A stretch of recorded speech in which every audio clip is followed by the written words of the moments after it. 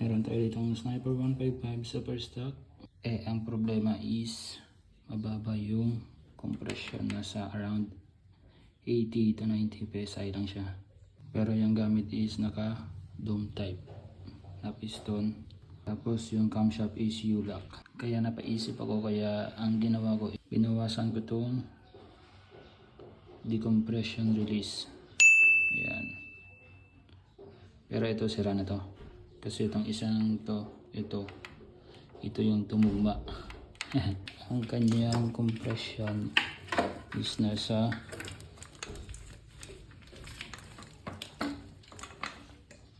150 PSI na. Kaya wag po puro static. Meron pong PSI tsaka dynamic compression. Kanina nga 150 lang, yun o.